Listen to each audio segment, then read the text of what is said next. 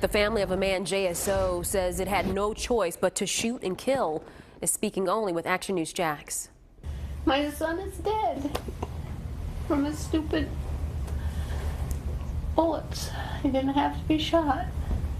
JSO says an officer used lethal force on Bruce Clark after he sprayed this wasp killer. Well, he sprayed wasp killer in the officer's face Friday night. Police say Clark also had a 15-inch baton and knife on him. His family says he had been living on the street and suffers from paranoid schizophrenia. His family says he had been, again, living on the street and has been dealing with mental illness. Now, Action News Jax Russell Colburn is live at the Walmart in the River City Marketplace where this happened, and Russell, his family, wishes that non-lethal measures were used. Yeah, but JSO says they are training officers to use deadly force in these types of incidents, and they'll explain that here in a second. But this is where that deadly encounter happened, the Walmart at the River City Marketplace. Clark's family traveled 26 hours down from Maine to get some answers and lay their son to rest. But he's gone.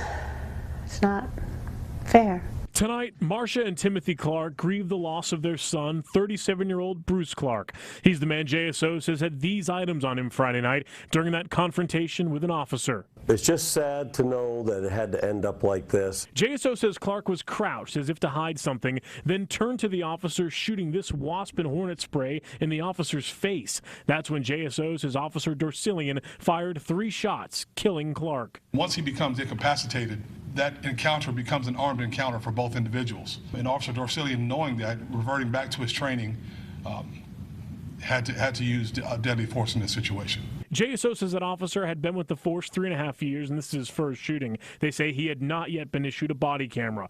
Bruce Clark had been Baker acted twice locally and did have a criminal history in Maine. His parents say he battled a mental illness. How many years? Paranoid schizophrenia for 20 years, and he was only 37 years old, and he suffered with it. Still, they don't believe he would ever harm anyone.